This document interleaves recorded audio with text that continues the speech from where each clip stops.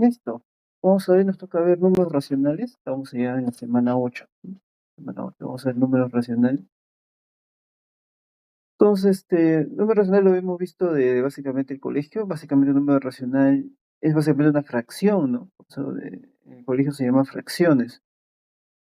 Ya sea, bueno, vamos a ver los tipos de fracciones, ¿no? ¿No? Diferentes variantes, algunas propiedades. Y vamos a realizar un conjunto de ejercicios. Pero el concepto de fracción sí lo hemos utilizado hace bastante tiempo, ¿no? Y muchos de los problemas de números racionales son básicamente problemas donde poder utilizar esas fracciones, ¿no? Estas fracciones, para llenar un tanque, por ejemplo, ¿no? Para llenar o vaciar un tanque, para hacer una distribución de objetos. Entonces, básicamente es un problema de utilizar esas fracciones, en diferentes contextos, ¿ya? Vamos a ver qué son los números racionales. El conjunto de números racionales que se va a denotar con Q, ya sabemos que hay diferentes tipos de denotaciones, ¿no? Están los naturales, ¿no? Que eran L, está el número conjunto numérico de los enteros, ¿no? Conjunto numérico de los complejos, y ahora vamos a ver el conjunto entérico de los racionales, ¿no? Que se representa así. Igualmente los irracionales se representan así. Entonces, ahí está, ¿no? Vimos todos esos conjuntos numéricos, vimos cómo uno ingresa al otro, ¿no? Por eso relación. Y vamos a ver básicamente concentrarnos en lo que son los números racionales. Está formada por todos los números de esa forma, ¿no? A entre B, ¿ya? Tiene esa forma una fracción. Donde ambos pertenecen a los números enteros, ¿ya? Donde esa fracción, ¿no? De componentes A y B pertenece a los números enteros, y donde eso que está debajo, ¿no? O en el denominador, como vamos a ver más adelante, no puede ser cero. Pues acá está definido por el conjunto por comprensión de son los números racionales. Es un A sobre B, o sea, tiene esta forma, ¿no? Es un A tal que A y B pertenecen a los números enteros y el B no tiene que ser diferente de cero. Tiene que ser diferente de cero. Hay ejemplos, un medio, menos 3/5. El menos 7 recuerdo porque es menos 7 sobre 1, ¿no? Eso lo he visto varias veces. 5 sobre 1, ¿no? 0 sobre 1 también, ¿no? Claro, porque bueno, 0 puede ser entre varios, ¿no? Pero entre 1 también, ¿no? Porque 0 entre 1 termina siendo 0 igual. Pero recuerda que es el denominador que tiene que ser diferente de 0, ¿ya? No puede ser 3 a la 0, por ejemplo, eso no estaría definido en el conjunto de los números racionales, ¿no? Me está diciendo que el B no puede ser 0, ¿ya? Entonces, así está definido el conjunto de los números racionales. Vamos a ver lo que es una fracción. Una fracción se define como un número racional de la forma A y B, ¿no? De la forma A y B. Entonces, una fracción de la forma A y B, donde A y B son enteros positivos, ¿no? Enteros positivos. Eso ya no me restringe bastante, ¿no? Enteros positivos. Enteros positivos 1, 2, 3, ¿no? Enteros positivos. Es una fracción y es una restricción, ya, ¿no? Ya no son todos números de enteros, sino son enteros positivos, ¿ya? Enteros positivos. Los dos términos de esa fracción lo habré escuchado del colegio. Está el numerador, ¿no? En la parte de arriba, numerador. Y en de abajo está el denominador. El denominador. Ahí están esos dos. Tanto el numerador de la fracción f, ¿no? Y el denominador de la fracción f. Está dos clases de fracciones. La fracción propia es aquella fracción donde el numerador es menor que el denominador, ¿no? Por eso el b es mayor que el a, porque el denominador en este caso supera el numerador, ¿no? Eso hace que las fracciones sean menores que 1, ¿no? Menores que 1. O sea, a la hora de ejecutar la división son menores que 1, ¿no? Por ejemplo, 2 entre 8, ¿no? 2 entre 8. Vamos a poner aquí. 0,25, ¿no? Entonces pongo 0,25. Igual 3 entre 5. El número. 0,6. 6 entre 9. 0,66 también. Entonces, bueno, todos son como 0,6. Entonces, ahí puede ver que justamente esa división son menores que la unidad. Eso es lo que rige lo que son las fracciones propias. Y las fracciones impropias sucede donde ese numerador, ¿no? Ese numerador es mayor que el denominador. Ese numerador es mayor que el denominador y por ende también la fracción es mayor que la unidad, ¿ya? Mayor que la unidad. Tienen esa forma, esos ejemplos, ¿no? Que aparecen 4 sobre 1, 5 sobre 3, 25 sobre 16, 10 sobre 4. Cuando ejecuto la división, 4 entre 1 termina siendo 4, 5 entre 3 termina siendo un 1,66, ¿no? 25 sobre 16 también termina siendo algo parecido, 1,56 y así, ¿no? Entonces se ve ahí que esa fracción es mayor que la unidad. Entonces eso define las fracciones propias de las impropias, ¿no? De las impropias. Hay también fracciones aparentes, ¿no? Son aquellas cuyo numerador es múltiplo del denominador, ¿no? O sea, lo que está arriba es múltiplo del número, este es múltiplo de 2, este es múltiplo de 5, ¿no? Si eso fuera así, este es múltiplo de 1. Ujú, ya sé. Aquellas cuyo numerador es múltiplo del denominador. Esto quiere decir que las fracciones aparentes son todas las que tengan como denominador a 1 o aquellas fracciones que se reduzcan a un número entero positivo, ¿no? Entonces, pues tienen esa forma, ¿no? Puede pasar en fracción o 7 o 1, ¿no? Todas son fracciones aparentes porque es posible seguir ejecutando divisiones, ¿no? A ese 4 sobre 2, ¿no? Se le puede sacar mitad, ¿no? O ese 10 sobre 5 se le puede ir sacando mitad.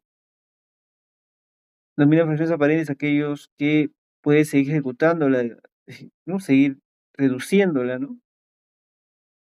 O son aquellas, ¿no? Cuyas denominador sea 1, ¿no? Sea 1. A eso se llama fracciones aparentes. Uno cuyo numerador, ¿no? Es un múltiplo del denominador, ¿no? El numerador es múltiplo del denominador, ¿ya? Y fracción irreducible, bueno, es múltiplo del denominador y adicionalmente son aquellas que tienen denominador 1 también, ¿no? O aquellas fracciones que se reduzcan a un número entero positivo, ¿no? Tiene esa característica, la fracción aparente. Y la fracción irreducible es aquella fracción donde sus términos son primos entre sí, ¿no?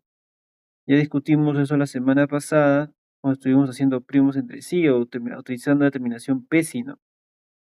Es cuando ambos términos tienen como único divisor común a la unidad, ¿no? En este caso puede ser 4 sobre 1, 10 sobre 9, 2 sobre 7, ¿no? Tanto el numerador como el denominador tienen como única divisor, no el único divisor común, la unidad. Eso determina que ambos, el numerador de números son PESI, ¿no? Son números PESI, son primos entre sí. Eso lo vimos la semana pasada. Bueno, y las fracciones equivalentes, sí representan, se le llama fracciones equivalentes a aquellas que representan el mismo número, ¿no? El mismo número.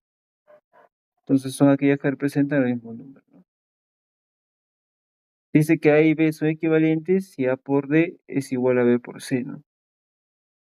Entonces vamos a probar un ejemplo cualquiera, 4 medios, porque estaba ahí. Vamos a decir igual a 12 sextos, 12 sextos. Entonces vamos a verificar. Dice que multiplicamos en aspa 4 por 6 es igual a 12 por 2. Justamente, ¿no? 24 sobre 24. Justamente eso se cumple, que son equivalentes, ¿no? Que son equivalentes. Entonces ahí está, ¿no? Tiene una forma de verificarlo, que las fracciones sean equivalentes. Y si la fracción A y B es irreducible, la siguiente propiedad, entonces toda fracción equivalente es de la forma A por K y B sobre K. Eso es verdad, ¿no? Si tiene una fracción irreducible, imaginemos una fracción irreducible cualquiera, 2 tercios, ¿no? Sería una fracción del tipo propia, ¿no? Una fracción propia. Y creo un montón de fracciones equivalentes, ¿no? Como pueden ser 4 sextos, como pueden ser 6 novenos, como pueden ser 8 doceavos, ¿no? Y todos sencillamente son múltiplos de 2 por algo, ¿no? Es 2, un 3 por 2, ¿verdad? por 2 por 2. Igual acá, ¿no? Es un 2, es un 2 por 3. Igual acá, ¿no? Es un 2 y 3 multiplicado por 4 y por 4. ¿Y así? Eso se llama fracciones equivalentes, ¿ya?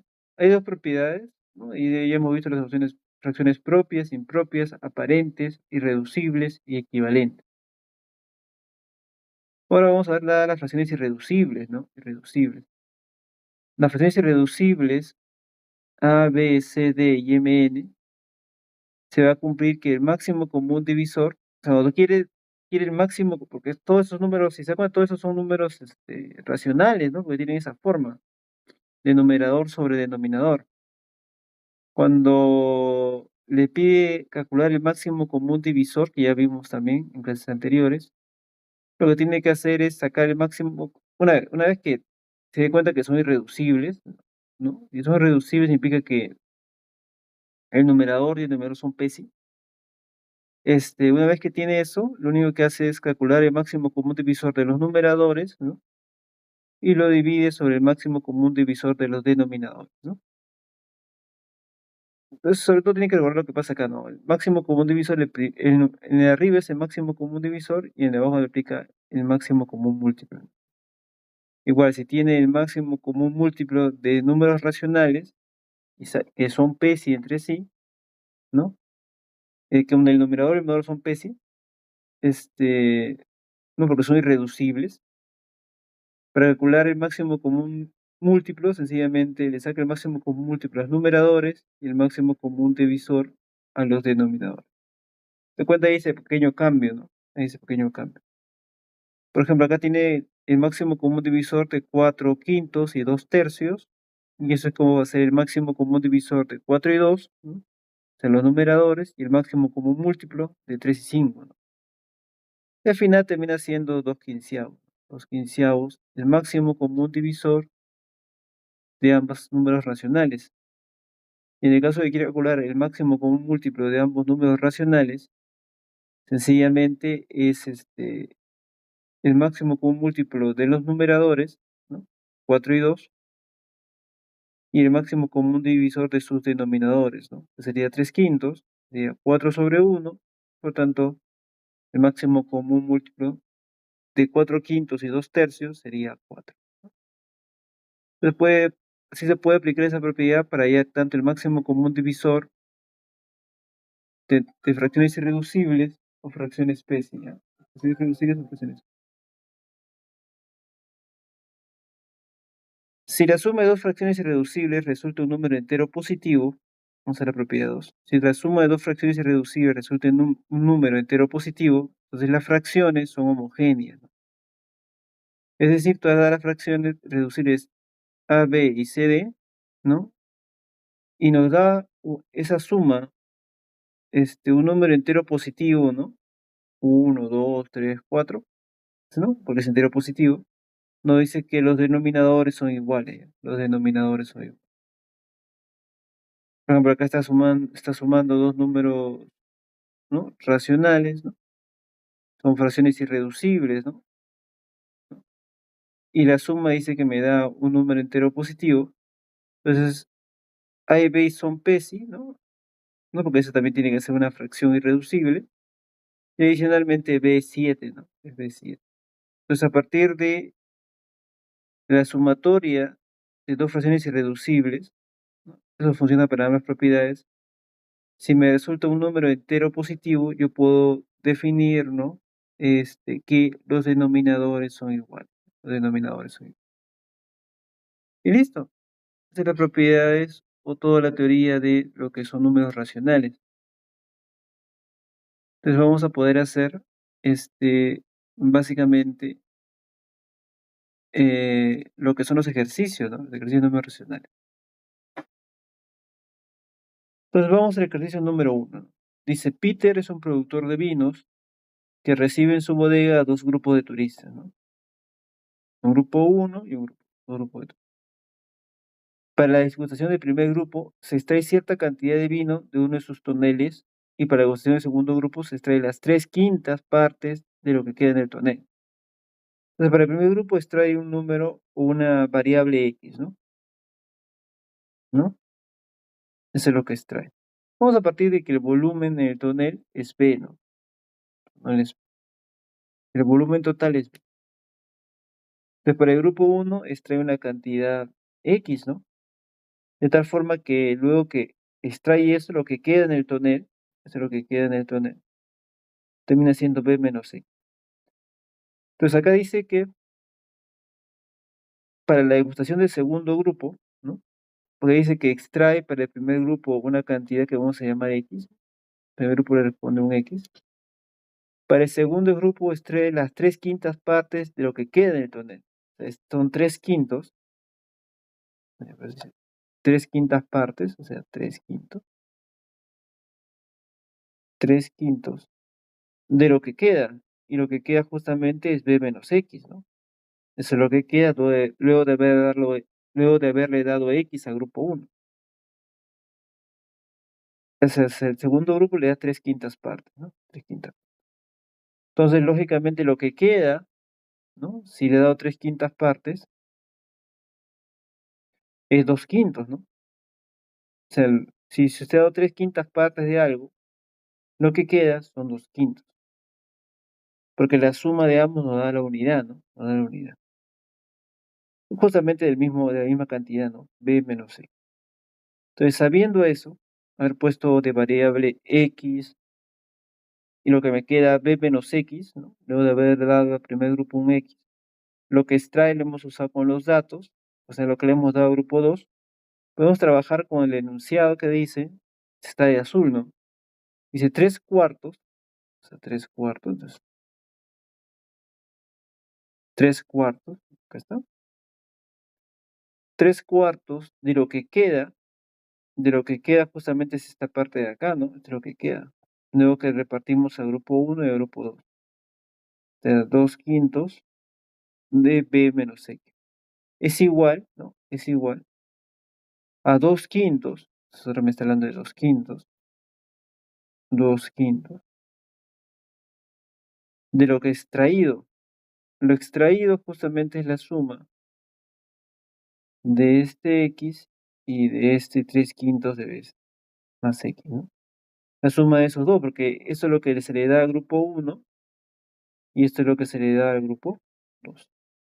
Lo sumamos, ¿no? X más 3/5 de B menos C. Entonces ahí hay que operar, no hay que operar con paciencia.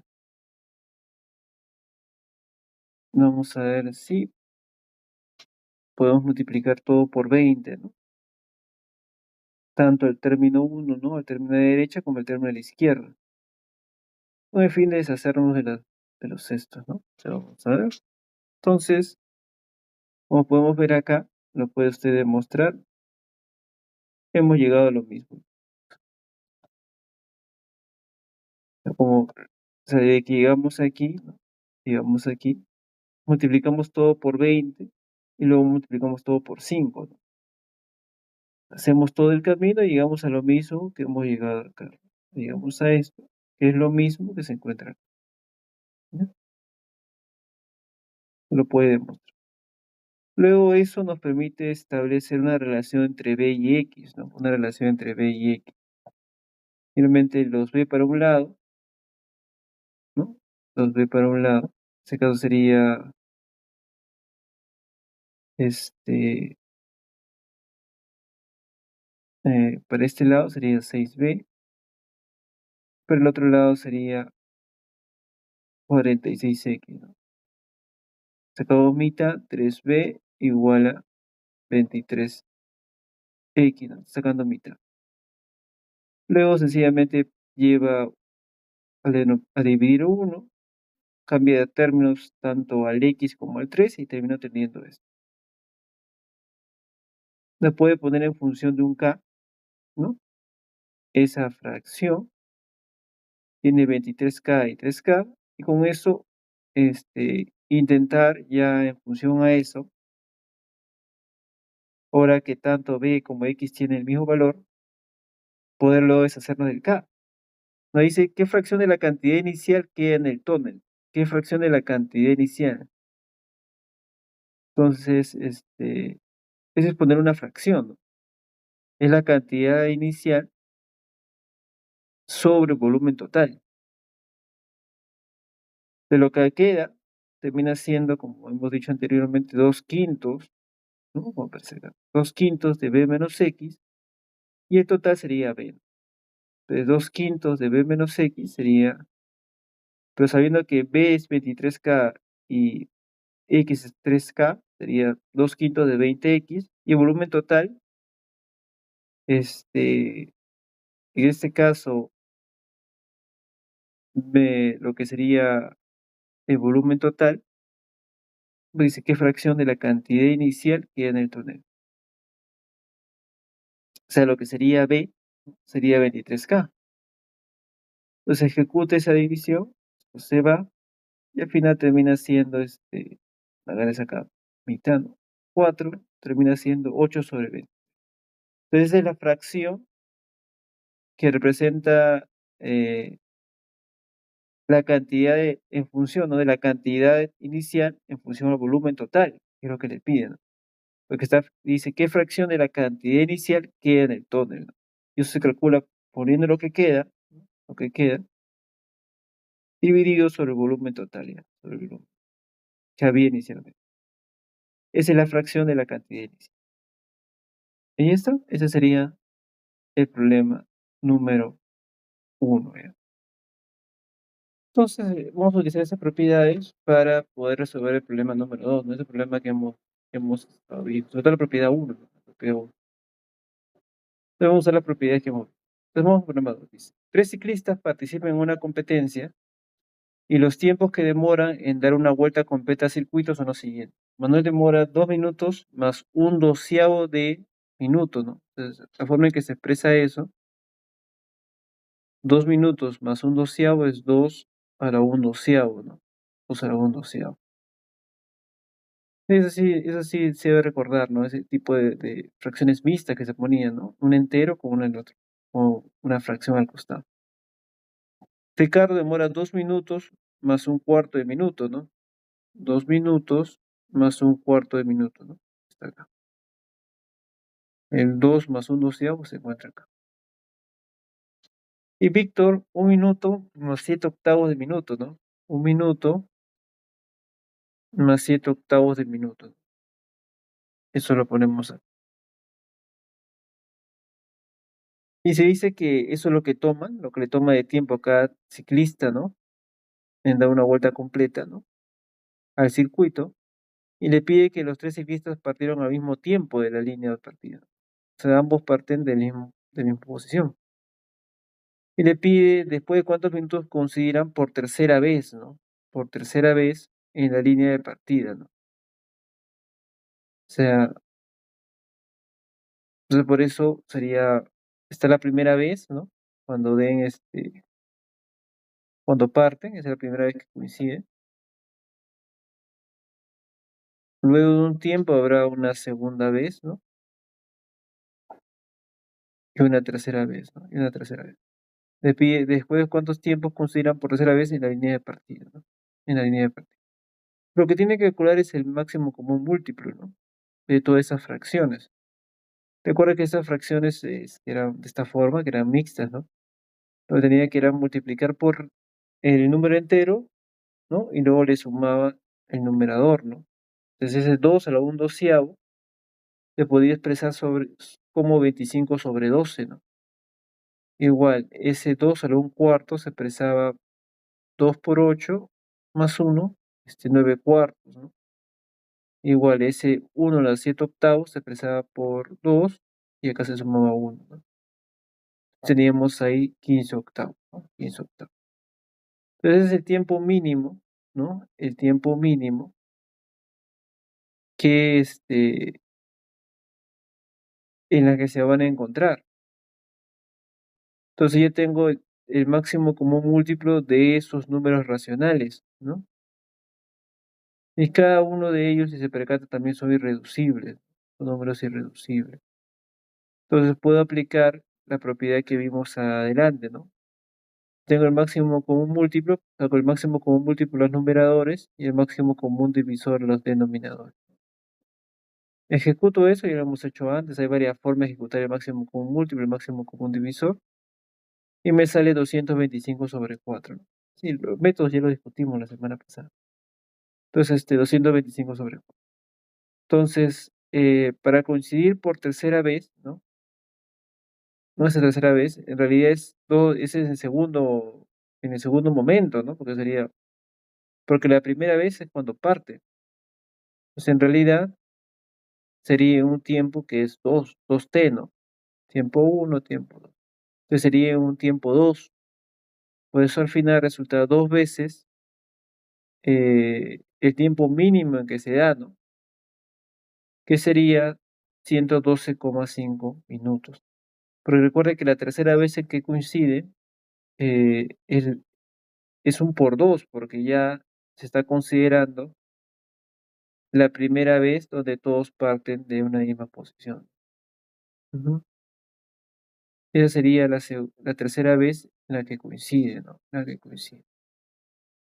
Pues al final todo se tiene que multiplicar por 2, por 1, es la primera vez que coinciden, y por 2 cuando se da en segundo momento. Ese segundo momento sería la tercera vez, sencillamente porque está incluyendo cuando estaban todos juntos en la línea de partida por primera vez. ¿No? Y eso sería. ¿Se entendió?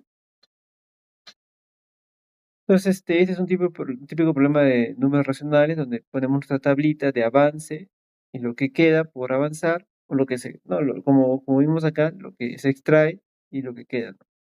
Así se resuelve el típico problema de números racionales.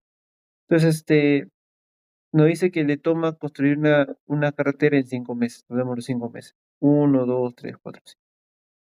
Dice, en el primer mes se avanzó la mitad del total de la obra. O sea, el avance, si la obra es como 1, el avance es un medio de X, ¿no? Y por ende, lo que falta por avanzar, si avanza un medio, es también lo que queda es un medio. En el segundo mes, ¿no? Por las dificultades generadas por la temporada de lluvia, solo se avanzó la tercera parte de lo que faltaba. Lo que faltaba era X medios, ¿no? O sea, la mitad. Y dice que se avanzó una tercera parte, ¿no? O sea, un tercio. Una tercera parte de lo que faltó, que sería un tercio de X sobre 2. Entonces, nuevamente, la suma de un tercio más 2 tercios me da la unidad. Entonces, esto viene a ser básicamente lo que faltaba.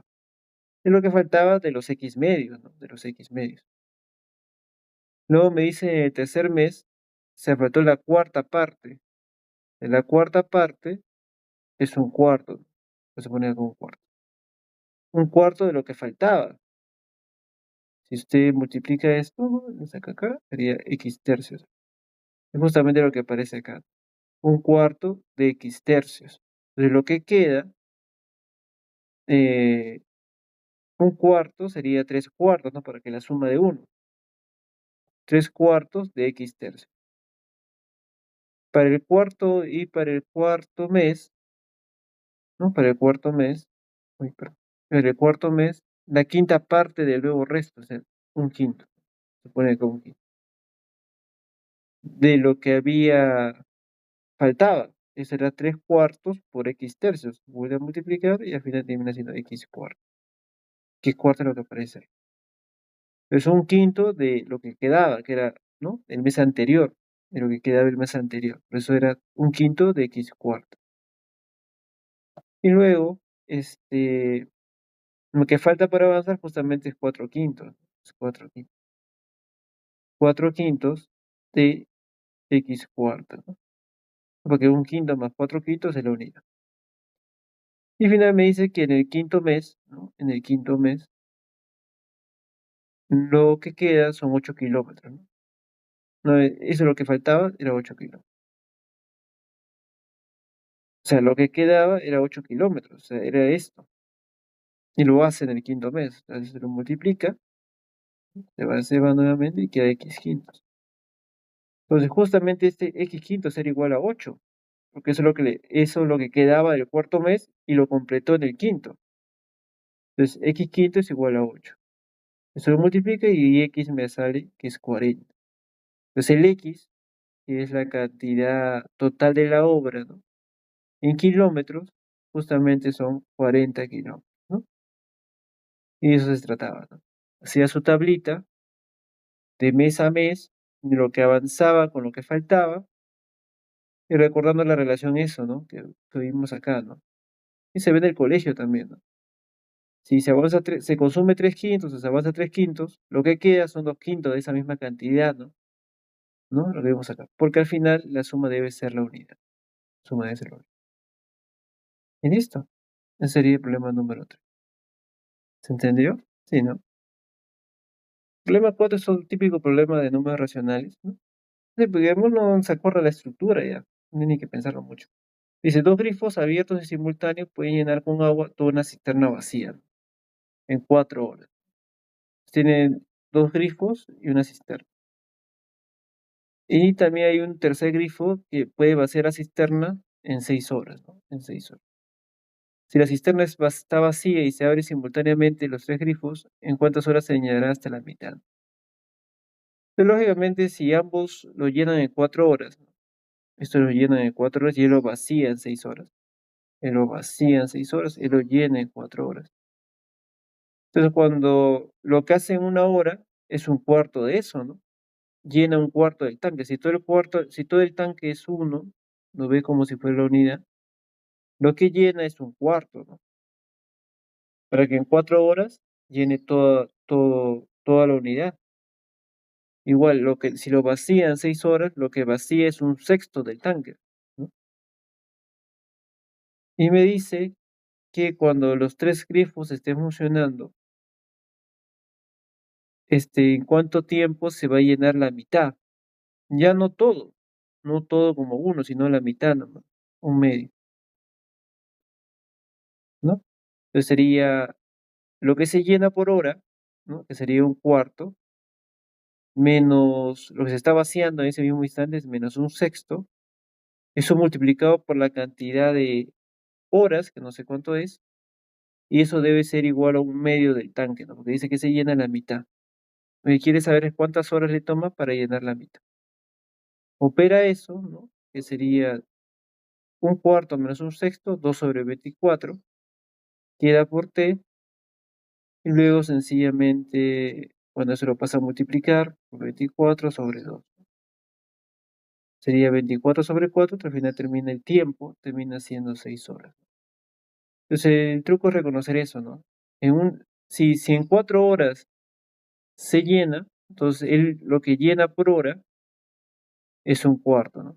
Si lo que se vacía es en 6 horas, ¿no? Entonces lo que se está vaciando por hora es un sexto, ¿no? Entonces ya cuando tiene la cantidad que se llena por horas, puede poner, cuando trabajan los tres juntos, ¿no? Se llena un cuarto del tanque, mientras se vacía al mismo tiempo un sexto de él, todo eso es por hora. Y le debe dar la cantidad que va a llenar, en este caso es un medio, está pidiendo que llene solo la mitad del tanque. Ejecuta eso y le sale una cantidad de 6 horas, ¿no? Ujú. Ya vimos el problema 4, vamos a ver el problema 5, ¿no? Dice, Ernesto decide probar suerte en una casa de apuestas, ¿no? En la primera apuesta pierde 2 quintos, ¿no? 2 quintos de lo que no pierde. No sé cuándo no pierde, pero sé que en el primero pierde 2 quintos, ¿no? Dice 2 quintos. En este caso luego dice que en la segunda pierde 3 cuartos. O sea, otra vez volvemos a estar en esa categoría, ¿no? Pierde lo que queda. Igual como acá lo hicimos lo que avanza y lo que falta. Igual como acá establecimos lo que extrae y lo que queda. ¿Para qué? Para poder hacer siempre lo mismo que hago acá, ¿no? 3 quintos de algo, 2 quintos lo que queda. Lo que venimos haciendo hace tiempo. Entonces acá hacemos, ¿no? Entonces en la primera apuesta, él pierde 2 quintos de lo que le queda, ¿no? ¿No? O de lo que no pierde. O sea, lo que no pierde es lo que le queda. Así se interpreta. Y el otro le es 3 cuartos de lo que no pierde, entonces 3 cuartos. Y en la tercera apuesta pierde un sexto, ¿no? Un sexto de lo que no pierde. Si decide abandonar las apuestas debido a las pérdidas consecutivas, porque ha perdido 3 veces, ¿no? 2/5 de lo que le quedaba, 3/4 de lo que le quedaba, 1/6 de lo que le quedaba. Está perdiendo. Y justamente en su parte final, le queda al final, o sea, se retira, o sea, lo que le queda al final, luego de haber perdido todo, de haber hecho todas las pérdidas, son 240. Pero lo que le queda acá es 200, ¿no? Estos 240. Y le pregunta cuántos soles tenía al inicio, ¿no? ¿Cuántos soles tenía al inicio? Entonces ahí es aplicar el método de atrás para adelante, ¿no? Interpretarlo de atrás para adelante para tener sentido, ¿no? Si dice que le queda 240, es lo que dice acá, o sea, ya estamos en la tercera apuesta, y él dice que lo que pierde, ¿no? Era un sexto de lo que no pierde, o sea, era un sexto de 240. Lo que no pierde, lo que en esa tercera apuesta no pierde, lo que le queda al final es justamente 240. Entonces, es un sexto de lo que le queda, que era 240. Entonces, lo que le queda al final, lo que pierde, perdón, es 240 y lo que le queda tras esa pérdida es 240. Obviamente, la tercera apuesta, toda la inversión que va a hacer la tercera apuesta, todo lo que, la suma de todo, es lo que le quedaba en la apuesta anterior, o sea, en la segunda. O sea, la suma de 40 más 240 es 280. Es con lo que comenzó. Y lo que comenzó en la tercera apuesta es lo que le quedaba tras la pérdida en la segunda. O sea, por eso es que ese 240 más 40 aparece acá como 280. Y acá lo que dice es que esa segunda pierde 3/4 de lo que no pierde. O sea, 3/4 de lo que le queda. 3/4 de esos 280, ¿no? Que he calculado. Eso sería, al final, 200. Y nuevamente, ¿no? 280 más 210, y al final termina siendo 490. Eso, con eso trabajó toda la segunda apuesta. Pero eso es lo que, esa segunda apuesta, con lo que trabajó, es lo que le quedaba de la apuesta anterior, luego de haber perdido cosas. En este caso, por eso lo que le quedaba en la primera apuesta era 490. Y luego eso lo utilizó para jugar la segunda apuesta, y ese 280, lo que le quedó, es lo que utilizó para jugar la tercera apuesta.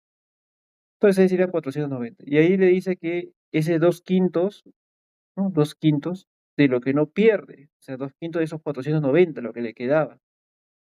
Y eso al final me da 196. Y nuevamente, entonces, lo que tenía inicialmente era justamente la suma de lo que pierde más lo que le queda. Y la suma de todo eso es 686, ¿no? El 686, y como esa es la primera apuesta, es lo que tenía inicialmente. Por eso lo que tenía al inicio era 686. ¿Entendió? ¿Sí? Entonces vamos a ver problemas de, ¿ya? Dice. Con las cantidades que representan las edades de Mario y su hijo, se forma una fracción propia e irreducible, ¿no? Ya sabemos que la impropia, perdón. Una fracción impropia es básicamente una relación entre el numerador y el denominador, ¿no? Irreducible significa que son Pesi entre sí, primos entre sí, tanto el numerador como el denominador. E impropia no significa que ese numerador era mayor que ese denominador. Dice, entonces tiene las cantidades que representan las edades de Mario y su hijo, ¿no? Por eso este es Mario, ¿no? Ese es el hijo de Mario.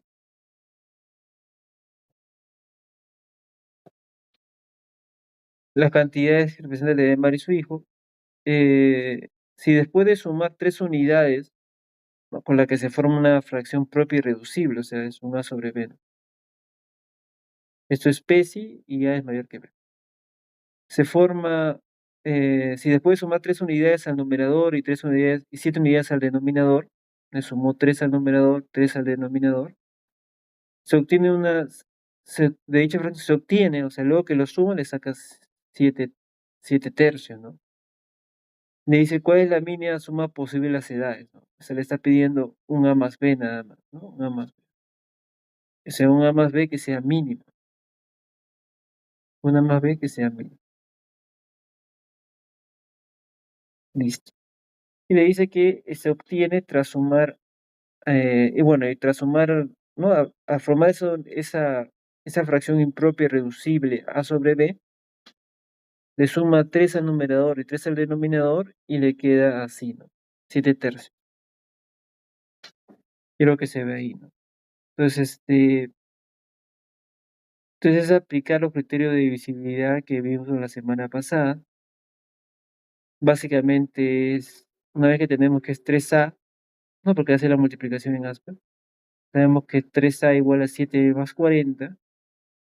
Es cuestión de despejar el b, ¿no? Múltiplo de 3, porque si es 3a es múltiplo de 3 menos 40. Después le haré un menos 9, ¿no? Un menos 9 porque ese múltiplo de 3 no altera. Le saca séptima, luego le suma 9 porque al ser múltiplo de 3 tampoco está alterando. O sea, al final reduce que el b es un múltiplo de 3 más 2. Y eso es relevante porque nos va a permitir tantear los valores. Entonces, si b solo puede ser un múltiplo de 3 por 2,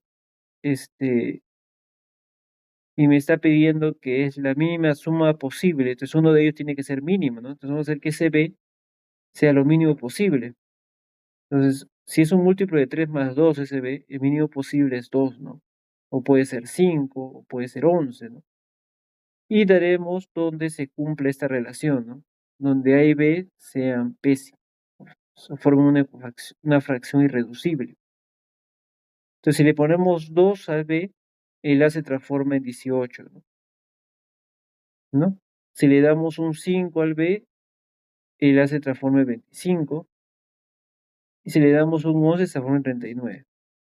Entonces, como me está pidiendo el mínimo, será justamente el menor B posible, que cumpla al menos estas condiciones, ¿no? Que sean PESI y que sean propias. Entonces, recuerde que la fracción que se establece es un A sobre B, ¿no? Un A sobre B. ¿No? Un A sobre B. Entonces, el A, el caso es 18, el B es 2, eso no sería irreducible porque puede seguir simplificando. 9 sobre 1 no es irreducible. Porque tiene que ser propia, o sea, la fracción tiene que ser impropia y tiene que ser irreducible. Porque lo dice el problema, propia y irreducible. Te probamos con el siguiente, ¿no? 25 sobre 5, eso tampoco es irreducible porque puede seguir simplificando, ¿no? 5 sobre 1, tampoco. Y el único valor mínimo de b que cumple que se forma una ecuación propia e irreducible es justamente 39 sobre 11. 39 sobre 11. Esa fracción es impropia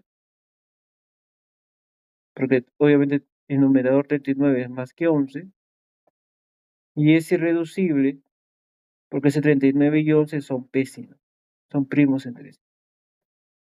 Entonces esa es la respuesta, ¿no? Entonces me pide la mínima suma de las edades, sería la suma de 39 más 11 y eso al final da 50, ¿no? Da 50. Y esa sería la alternativa. Entonces con eso ahí podemos hacer el problema 7, ¿no? Problema 7. Dice, Piero, Piero reparte cierta cantidad de figuritas del mundial a sus 4 sobrinos, ¿no? Tiene 4 sobrinos. Con las cantidades recibidas por los sobrinos se formaron dos fracciones irreducibles que suman 8, ¿no? Entonces se asume que hay 4 sobrinos, le da su figura, ¿no? El primer sobrino le da como un A, al segundo sobrino, porque son 4, le da como un B, al tercer sobrino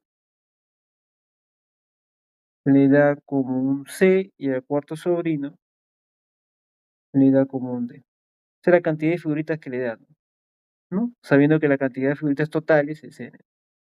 Es justamente del mundial, que ahora está con el álbum Panini del mundial. Se le da figuritas a sus 4 sobrinos en cantidades de A, B y C, ¿no? Y dice, con esas cantidades que les ha dado, se forman dos fracciones irreducibles, por eso pone A sobre B y C sobre D. Ambas fracciones irreducibles. De tal forma que la suma da 8. Por eso pone que esa suma da 8. Si la cantidad de figuritas que recibió cada sobrino es mayor a que 7, o sea, A, B y C y D, las 4 cantidades tienen que ser mayor a 7, ¿no? Es lo que dice. O sea, nadie de los 4 sobrinos le da 6 figuras ni de 5, siempre es mayor a 7. Y la suma de los numeradores de las fracciones formadas es 96. O sea, la suma de los numeradores, en este caso sería A más C, es igual a 96. Y le pide, dice, cuántas figuritas como máximo entregó a cada sobrino, ¿no? Como máximo. ¿Cuántas figuritas entregó como máximo a uno de los sobrinos, ¿no? Porque uno de los sobrinos tiene la máxima figuritas y quiere saber a quién se le da. Entonces, obviamente tenemos entonces dos fracciones PESI, ¿no? Tenemos la suma de dos fracciones irreducibles, ¿no? Eso es por dato, que me da un número entero, que es 8. Y eso era justo una propiedad que vimos acá, esta propiedad. Y cuando teníamos dos fracciones irreducibles, ¿no? Como son los que plantea el problema, y me da un entero positivo, como en el problema donde el entero positivo es 8, yo puedo decir que los denominadores son iguales. O sea, usamos esa propiedad número 2. Entonces sería, en este caso, tengo dos fracciones irreducibles, A sobre B más C sobre D, y eso me suman 8. Razón por la cual puedo afirmar que B y D son iguales, ¿no? Que los denominadores son iguales. Entonces, si B y D son iguales, entonces esas son fracciones homogéneas, ¿no? O sea, tienen el mismo denominador. Entonces sería sencillamente A más C sobre B, ¿no? Pero A más C, yo sé por dato que era 96, porque es la suma de los numeradores. Entonces 96 sobre B. Despejamos, sería 96 sobre 8 y B me vale 2. Pero recuerde que B es igual a D, ¿ah? Eso lo demostramos por la propiedad que vimos hace un rato. Entonces ya tengo B y D. B y D. Ahora, recuerda que si tengo B y D, y yo sé, porque me dice que el problema son irreducibles, significa que A y B, A y C, o sea, significa que son PESI, no se olvide. O sea, que son primos entre sí. Eso lo vimos. Esta denominación de PESI lo vimos la semana pasada, ¿no? O sea, su único divisor común es la unidad. Entonces, si B y D son 12, entonces al hacer la descomposición canónica que sería 2 sobre 2 por 3, yo tengo, y recuerda que son los mismos, son iguales, acá es 12 y acá es 12.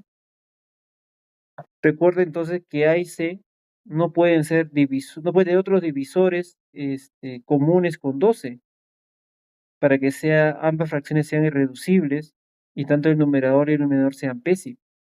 Entonces, esos divisores comunes pueden ser 2, pueden ser 3, ¿no?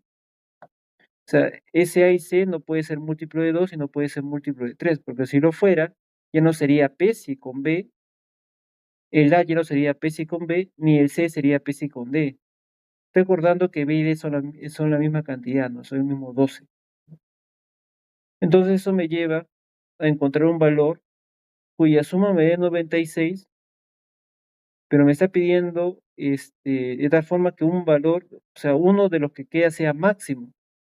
Para que uno sea máximo, el otro tiene que ser mínimo, ¿no? O sea, si tengo dos números que dan una cantidad, en este caso 96, y quiero que una cantidad sea máximo, es porque el otro valor tiene que ser lo mínimo posible. Eso pone mínimo para A, máximo como para C. Y esa será la respuesta, el máximo para C. Porque me está preguntando la máxima cantidad posible de figuritas. Entonces, y recuerde que son mayores a 7, ¿no? Mayores a 7.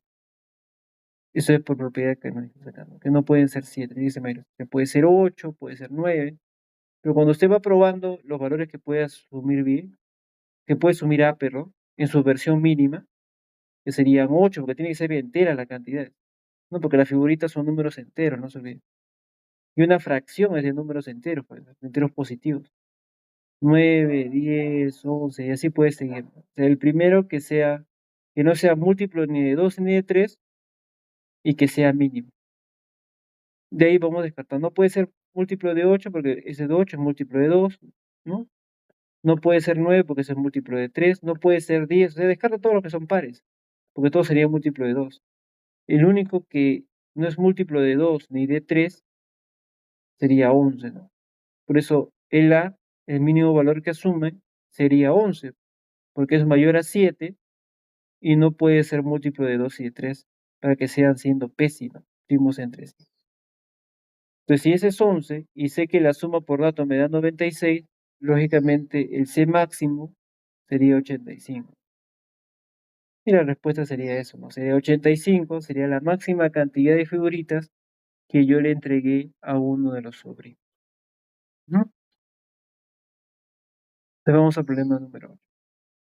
Para el lanzamiento de un nuevo producto al mercado, se convocó a 42 asesores, ¿no? 42 asesores para atender a los clientes. Con la cantidad de asesores presentes y con la cantidad de asesores convocados, se formó una fracción irreducible. Otra vez fracción irreducible. Ya sabemos que si es fracción irreducible, significa que tanto A como B son Psi, ¿no? Son primos entre sí. Que está comprendida entre 7 novenos y 3 quintos. O sea, entre la cantidad de asesores presentes con la cantidad de asesores convocados, esos son los presentes, estos son los convocados, ¿no? Y recuerda que se convocó a 42 asesores. Esa es una fracción irreducible que está contenida entre 3 quintos y 7 novenos, ¿no? 3 quintos es mayor a 3 quintos, menor a 7 novenos. Me dice que la cantidad de asesores sea mínima y me pide cuántos asesores asistieron, ¿no? O sea, cuántos estuvieron presentes. Cuántos estuvieron presentes. Pero me pide cuántos asesores asistieron. O sea, porque se convocó a 42 asesores, pero solo asistieron una fracción de ellos y me está pidiendo cuánta cantidad. O sea, me está pidiendo P. Porque esa fracción irreducible nace de poner los asesores que atendieron, ¿no? Que asistieron a la reunión, sobre la cantidad total de asesores que se convocaron, que es 42. El dato acá dice 42. Se convocaron a 42 asesores. Entonces lo que tenemos que hacer es multiplicar. Yo recomiendo multiplicar todo por 42. Por 42 por 42. 42 a todo. No, si se va a 42, esto termina siendo solo P. Y lo otro es 42 por 3 entre 5, ¿no? 42 por 3 entre 5. Pues lo podemos multiplicar 42 por 3 entre 5. Ese es 25,2, ¿no? Igual al otro lado sería 7 por 42 entre 9. Eso es 32,66. Entonces ahí tiene, ¿no? Entonces P es un número contenido entre 25,2 y 32,66. Y recuerda que ese P es un número entero, ¿no? Porque es una persona, es un asesor. Pero recuerda que me está diciendo inicialmente que se ha formado una fracción que es irreducible. O sea, es la misma lógica que hicimos acá, ¿no? Con respecto al que sean Psi. Entonces, P y 42 deben ser primos entre sí, ¿no? Ese 42 es múltiplo, es 2, o sea, la descomposición canónica de L, ¿no? Es 2, 3 y 7. Entonces P no puede ser múltiplo de 2, no puede ser múltiplo de 3 y no puede ser múltiplo de 7. Porque de serlo ya no sería irreducible, porque ya no es primo entre sí con 42. Entonces de ahí tengo que ir probando valores, pero está restringido, ¿no? Es entre 25,5, 25,2 y 32. Si no puede ser múltiplo de 2, cuando algo no puede ser múltiplo de 2 es que ya se bajó a todos los números pares. No puede haber número pares porque todo número par es múltiplo de 2. Entonces, y tiene que ser mayor a 25, entonces no puede ser 26. O sea, 26 se descarta. ¿No? Entonces vamos por 28, 29, 30, 31, 31, 32. Descartamos todos los que son múltiplos de 2, ¿no? Ahora, me está pidiendo, bueno, descartamos esas opciones, pero me está pidiendo que los que faltaron sean mínimos, ¿no? Los que faltaron sean mínimos. Entonces, si lo que me pide que los que falten sean mínimos, la cantidad de factores son mínimos, me está pidiendo entonces que los presentes, los que asistieron, sean máximos. Entonces, me está pidiendo la máxima cantidad, porque si los que faltaron fueron lo mínimo posible, entonces los que asistieron tienen que ser la máxima cantidad posible. Entonces, ahora que descarté los que son pares, tengo que ir descartando del número máximo al número menor, porque quiero que los presentes sean máximos. Si no puede ser 32, entonces lógicamente si no puede ser 32, lo que queda ahí, ¿no? Que es máximo y que no es par, justamente es 31. Entonces, ¿cuántos asesores asistieron? para, o estuvieron presentes, sería 31, ¿no? Sería 31. Ujú, eso sería. Ahora que hicimos el 8, vamos a hacer el problema 9. Vamos a hacer el problema penúltimo. Dice, un condominio de zona recreacional es un terreno que de forma rectangular, cuya área mide 960 metros cuadrados. Los propietarios decidieron utilizar parte de esta área para otros fines. O sea, el terreno, ¿no? Es de 960 metros cuadrados. Los propietarios decidieron utilizar parte de esta área para otros fines, por lo que modificaron sus dimensiones, o sea, lo modificaron. O sea, inicialmente, si yo tengo un terreno, ¿no? Y multiplico ancho por su ancho por su largo, eso me da 960 metros, ¿no? ¿No? Y me dice que los propietarios decidieron utilizar parte de esta área para otros fines, por lo que modificaron sus dimensiones. O sea, ese A por B que me da 960 lo vamos a modificar. Dice, si el largo se disminuyó en su tercera parte, o sea, se disminuyó en su tercera parte. Ten cuidado con ese término, ¿ya? Porque disminuir en tercera parte es restar una tercera parte de. O sea, si el largo se disminuyó en su tercera parte, o sea, le quitó un tercio, por eso a ese A le quita un tercio de A. Razón por lo que le queda es 2/3 de A. ¿Ya? Y luego dice que el ancho se disminuyó a sus 3/5 partes, ¿no? A sus 3/5 partes, ¿no? Pero entonces tenga cuidado, o sea, cuando una cosa es disminuyó en, significa que lo tiene que restar, y otra vez se disminuyó a. O sea, tiene que tener cuidado con la lectura. Si se disminuyó a sus 3/5 partes, entonces es 3/5 partes de lo que tenía inicialmente, por eso es 3/5 partes de B. Entonces tenga cuidado con cómo va la conjunción, ¿no? Una cosa es, en este caso, entonces una cosa es tener cuidado con estas preposiciones, ¿no? Con esta preposición. Tanto en como a, ¿no? Entonces una cosa es disminuyó en, significa que le tiene que restar. Y otra es disminuyó a, significa que es lo que queda. Entonces por eso cuando dice disminuyó a sus 3/5 partes, o sea, significa que lo que ha quedado son 3/5 de B. Ya le quitó y lo que queda son 3/5 de B. No se olvide. Dice, ¿cuántos metros mide el área destinada a actividades de su recreación luego de la modificación? O sea, esta es la modificación.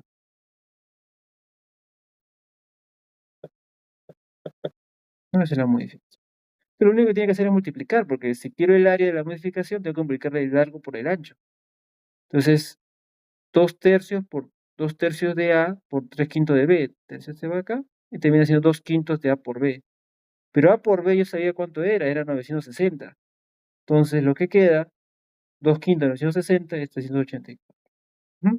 Entonces, el nuevo terreno modificado, luego de haber disminuido en 1/3, y luego que quedó 3/5 partes del original, todo eso me da ahora 384 metros cuadrados. ¿Mm? Ya está. Vamos a ver el problema número 10, el número 10, ¿ya? Dice, Katy mandó a confeccionar cierta cantidad de invitaciones para su boda, ¿no?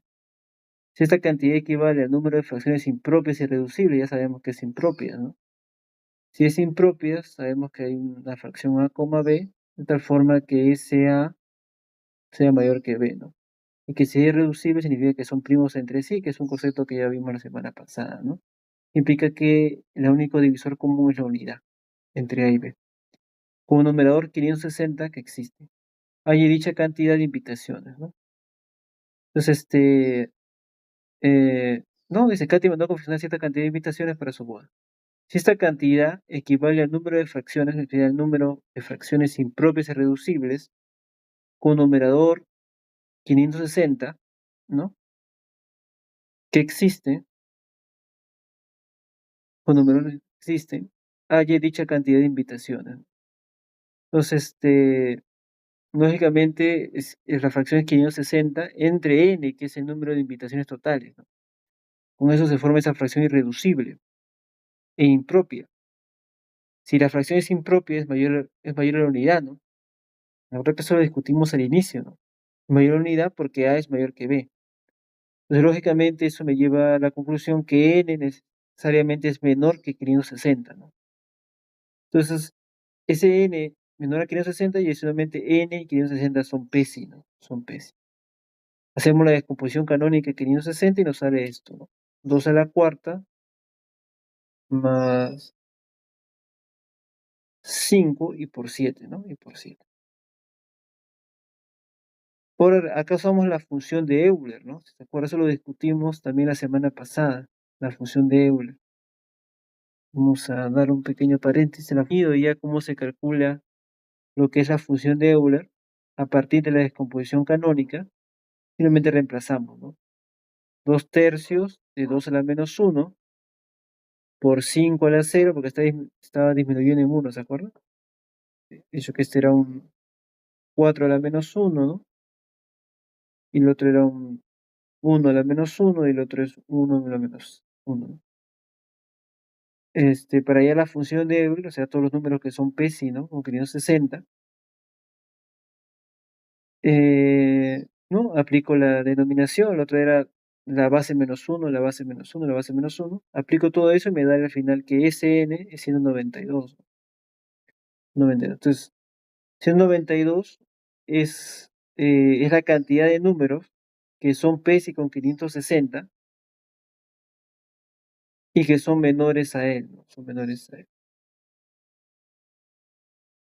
Y recuerde que eso me calcula la función de Euler, ¿no? La función de Euler, como vimos hace un segundo cuando estuvimos analizando la semana pasada, ¿no? La función de Euler me da todos los números enteros positivos menores a n, justamente lo que quiero, porque son, recuerde que el n del problema anterior era menor a 560. No podía ser para que sea una fracción impropia. Y que además es PESI con ese número, ¿no? Que es justamente la otra condición que me pedía para tener una fracción irreducible. Entonces, justamente por eso podemos calcular a partir de la descomposición canónica esa cantidad de números enteros positivos menores a Sn y que son PESI con N, como lo hicimos la semana pasada con los primeros. Entonces, hemos hecho la función de Euler de 560, ¿no? Que es lo que yo quería, ¿no? No hay problema. La función de Euler de 560. Lo calcula y justamente se da la cantidad de números que son PESI con S, que justamente es la cantidad de invitaciones, porque ese N para nuestro problema es N minúscula, es la cantidad de invitaciones que ha hecho Katy para su boda, ¿eh? Entonces la clave sería la letra. ¿Se entendió? ¿No? ¿Sí? ¿Eh? Listo. Listo. De esto para arriba, el check para arriba. Se entendió.